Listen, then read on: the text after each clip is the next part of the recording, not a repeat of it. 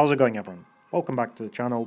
Today we're back with the final day of the season, and just before we begin the video I want to quickly say that I did launch Patreon memberships due to the demonetization here on YouTube. So if you'd like to support the channel and in return get my Legend League bases with CC recommendations, results, tweaks potentially, feel free to check it out. I'll leave the Patreon link in the description.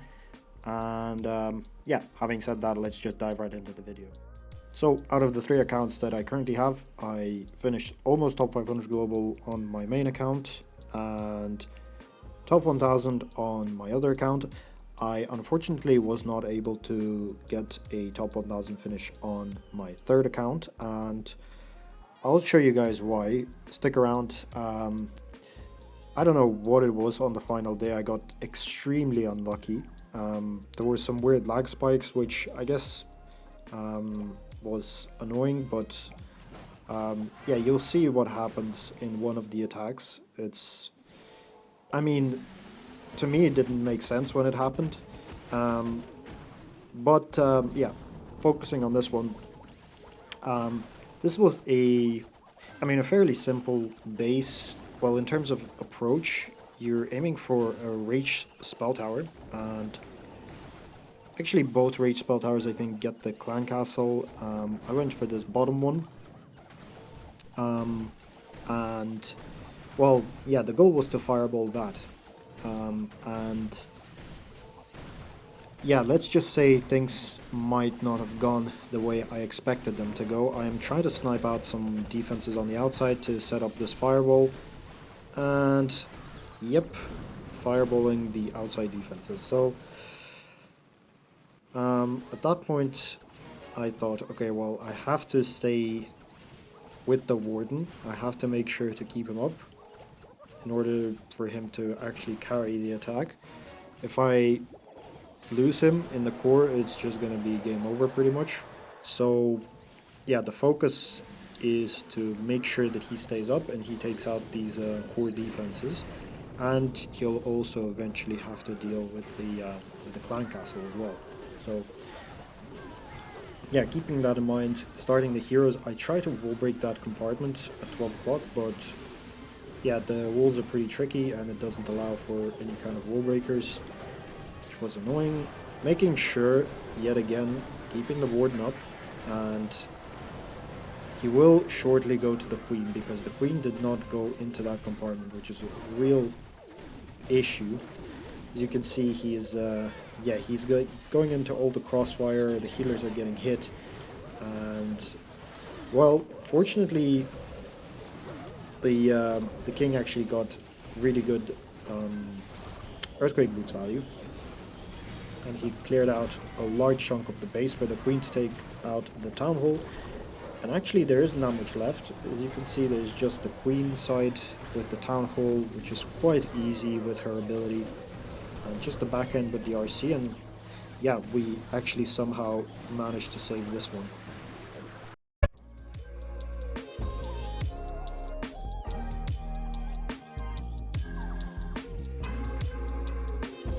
I'm gonna show a couple of attacks where I attacked the same style of base, and the style that I'm talking about is this one with an invisibility compartment in the core and the rage tower kind of on the outside, as you can see.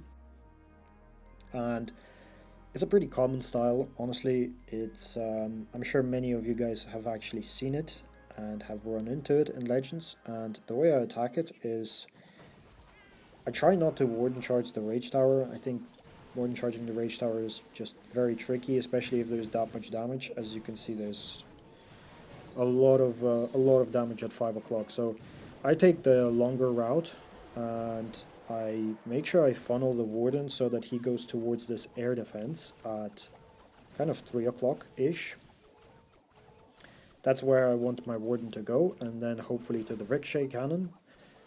He is gonna fire, or he is gonna pull out the clan castle in a second, which is fine. I mean, getting a clan castle pull is probably not great if you're gonna fireball the clan castle compartment, but I only need to invest one Invis, and I can deal with the clan castle quite easily with just a poison spell, so that's not a problem. Plus, there isn't that much damage on the warden anyways, just one ricochet cannon, so I think we're good here. I raged the warden up to just kind of speed him up here, and also to keep an eye off of him a little bit, kind of setting up a funnel at 12 o'clock for the Sui. And I'm going to start this Sui shortly with about 140-ish on the clock. Making sure, yeah, that I freeze over the minion prince, because, yeah, adding a headhunter into the Inferno Tower, multi-Inferno Tower range is a little bit tricky, because it's just going to get taken out quite easily, so better freeze rather than invest a headhunter into that. And I don't have enough wall breakers for the town hall compartment, which is fine. I'm just gonna pop the ability probably soon. I don't know if I wait around. I don't think I should wait around. I think I should just pop it, but I think I'm more focused on the warden charge itself. That's why I'm kind of not popping it. But as you see, the king was just, I don't know what he was doing. He was going for a different wall again for some reason, but yeah, this base is pretty much gone at this point. Like, once you keep the warden up through that rage compartment, invest the freezes into him and the rages, and yeah, pretty simple way to triple this one.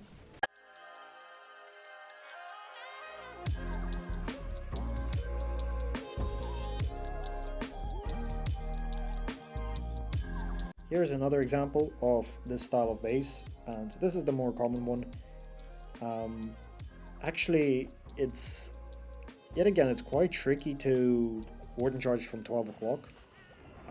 As I've said, I've lost my warden before doing that. It is possible, but it really depends on the timing of your warden fighting the minion prince, because you want the warden to fight the minion prince before he fights the king. So it's yeah, it's a bit tricky. This guy has two super minions, which blows my mind. This is like the first time I've seen two super minions in High Legends Clan Castle, but yeah, we just invest a poison because, well, the plan is to fireball the Inferno in this case. So we're not going to need the poison spell anyways if we manage to pull the fireball off. And just like so, going in from an angle and hitting the fireball just like that. Here I should have, what you can do, you can pre-trigger this rage just like that with two Rocketloons, and I should have done that way earlier, just while my warden was, well, starting my warden charge basically. That way your Sui can avoid unnecessary damage, which is always nice. But regardless, here the warden is actually going to be in charge of the town hall takedown, and yeah, the heroes can take out that whole chunk of the base at the top side. I should have popped the king probably earlier to just get rid of that rage tower section immediately, but kind of hold on to the ability, which is also okay. Um, and yeah, as you can see, there isn't that much of the base left. It's just the RC on the cleanup at this point on the back end, and yeah, let's move on to the next attack.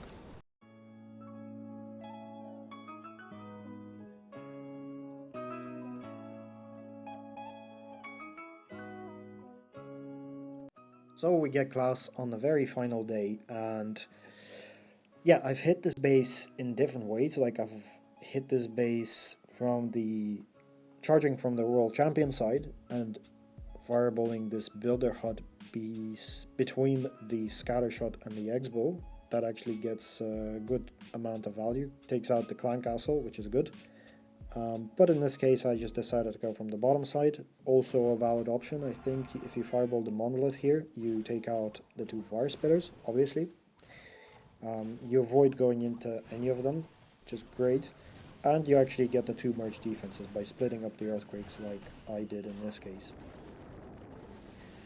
So that's really good value, honestly, and now you just have to be a bit careful because you are fireballing right away, which means you have, at this point, about 10 seconds of jelly timing, or of active jelly time that you have to wait out.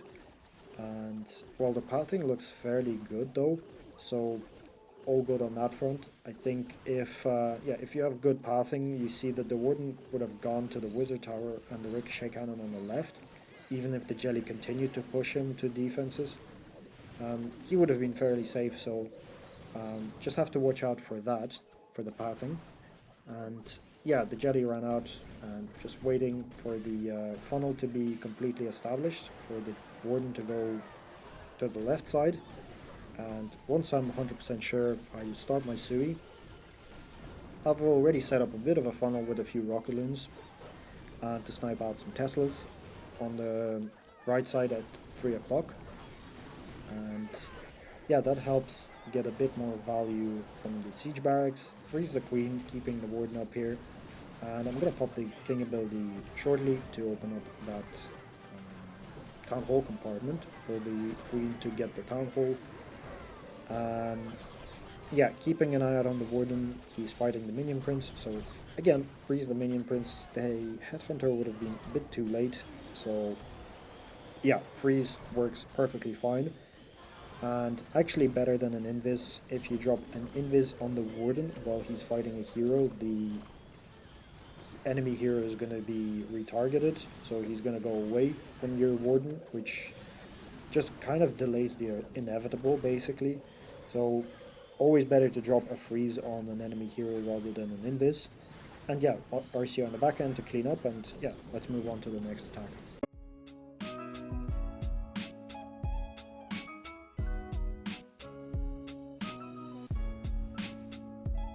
So this is the attack that I was talking about on my third account, the account that I didn't reach top 1k with.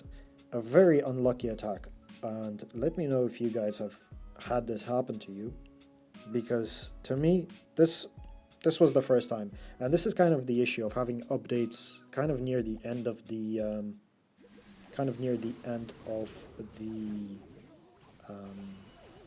season, because there's certain interactions that, I mean, I have never seen this interaction, and this is a new interaction due to the update. So stick around, let's see. The plan here is to potentially fireball the Rage Spell Tower, or maybe the Ricochet Cannon. As soon as I saw the Teslas, I was like, okay, yeah, I have to go for the I have to go for the Ricochet Cannon, because the Warden is going to take quite a while to get through the Teslas and stuff like that, so still very good value. It gets the X-Bow, gets the Rage Tower, gets the Fire Spitter, and the multi-Arch Tower, so nothing to complain about there. I do use an Invis, which I didn't necessarily have to. I think I got a little bit panicked or something. But regardless, the Flame Flinger is actually getting really nice value at the top side. And yeah, got a good Fireball. Looks pretty good to me. Looks like a triple. I mean, things would have to go wrong, and well, they do in a second. So here I try to set up a funnel for my Sui, and I get a partial CC pull with a Headhunter and one stupid Firemite, which as you see just jumped into my healers. And have a look at the healer HP here. That is just one Firemite, one single one, and my healers are all dead. Now, okay, that was news to me. I did not know that one single Firemite can take out 5 healers, or as many as you place in one spot, because obviously it's doing splash damage, right? So I lose my Warden because of kind of a random interaction of getting a CC pull with my baby dragon or with my Rocketloons, and then having that one single Firemite punish my whole Warden charge. So yeah, at this point I'm just trying to recover. I do place the Royal Champion at 2, but honestly there isn't that much I can do. I cannot really wall break into the core. As you see, the wall breakers are just going for random walls here. There was one wall breaker that went to the required intersection, but it was a bit too late. And yeah, unfortunately we weren't able to get the triple on this one.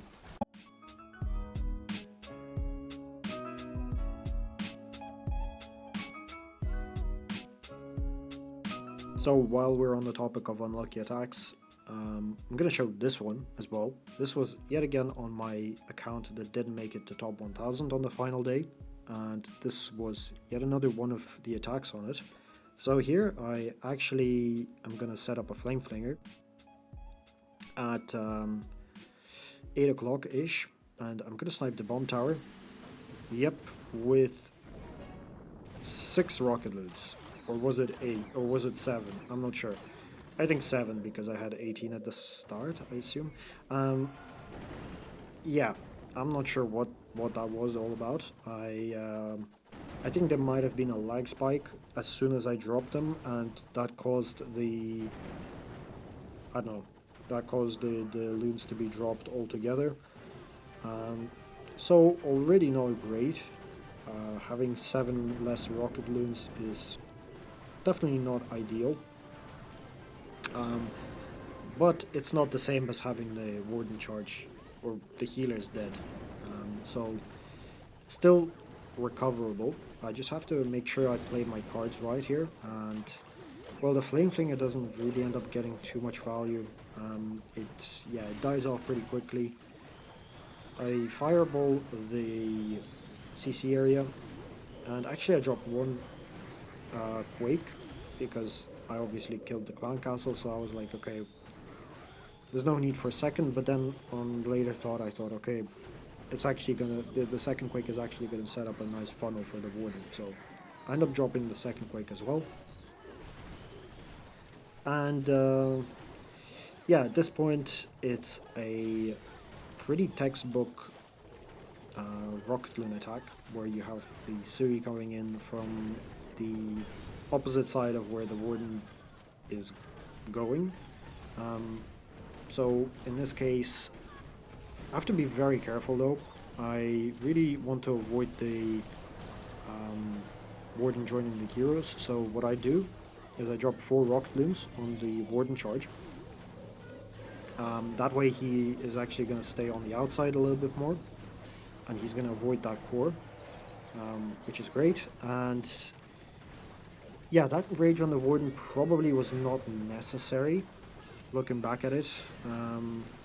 There's another lag spike, as you can see. There's just a ton of lag spikes, but honestly it's the end of the attack, so you can deal with that. But yeah, that freeze was really bad.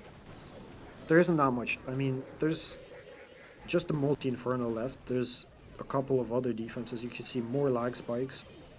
More lag spikes. If I had the extra 8 Rocketloons, this is an easy triple. Or extra 7 Rocketloons, whatever. But because for some reason my game decided that I needed 7 at the very start, I end up time failing this one as well, unfortunately.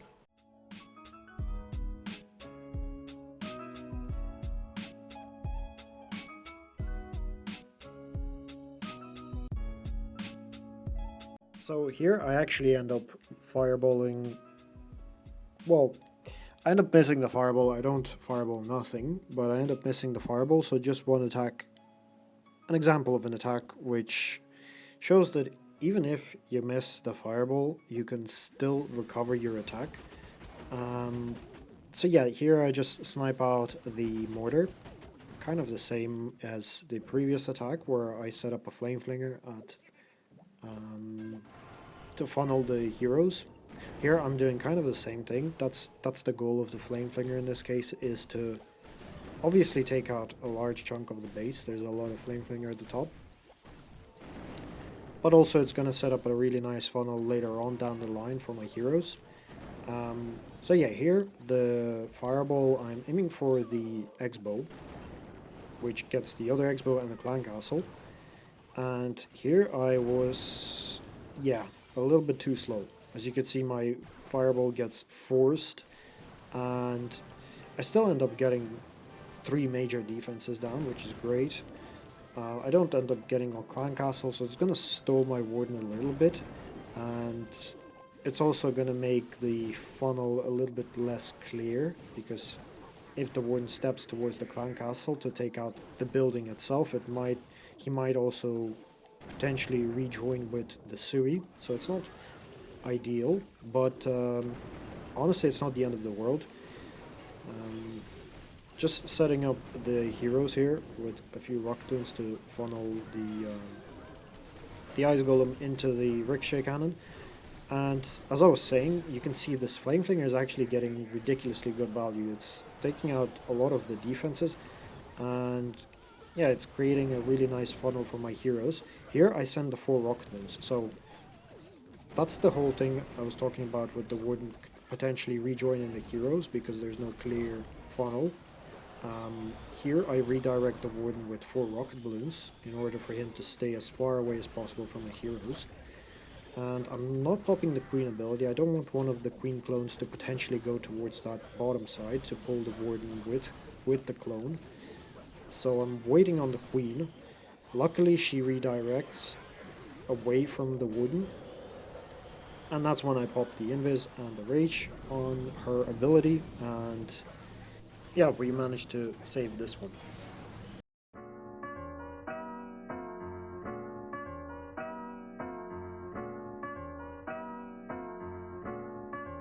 So we have Eltano, who is pro player, plays for Team Electros, and yeah, he was running this base for the final day, and well, what my first thoughts were to fireball the Monolith, which would get the Clan Castle and the 2 Fire Spitters. Well, if you approach it from the left side, it would make the most amount of sense, but there was quite a lot of damage at the left side of the base, so I thought to go a little bit more safe and go from the top side.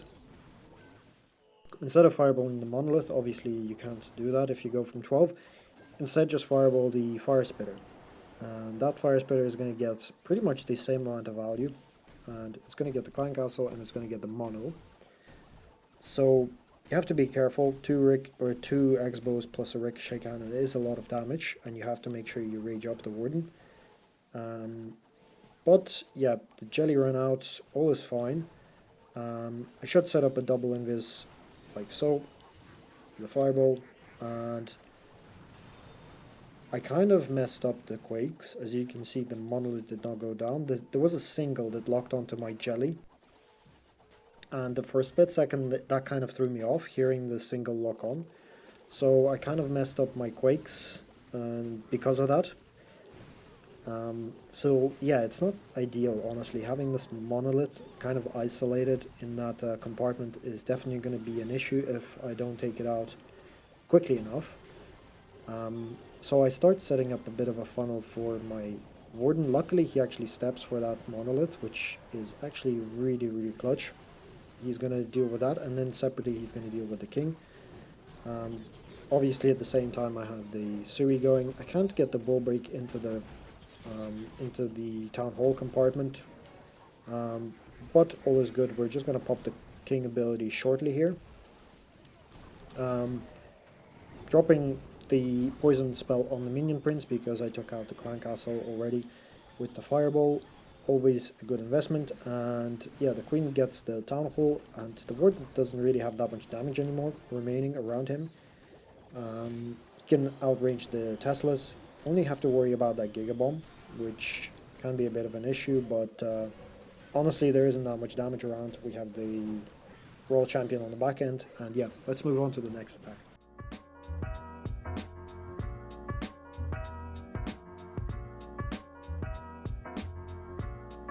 So, okay, for the final attack, we get, yet again, double poison base, and actually this one I haven't seen before. It's quite a weird one. It's got a lot of obstacles, which just makes it really annoying to look at. But in general, I try to go for the Clan Castle and set up nice pathing for the Warden to continue separately from the heroes. This base offers... I'm just checking for Flame Flinger value here. I didn't quite find it, but I'm gonna set it up anyways. I kind of want the Flinger to go to the Builder Hut afterwards. At least that's the plan.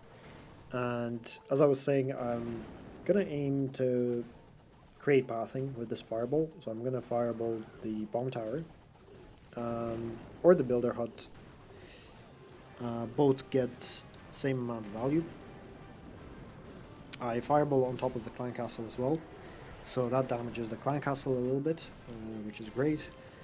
And the warden actually steps in quite a bit of damage. I wasn't really expecting him to step in. I thought he would deal with the clan castle before stepping into all that stuff.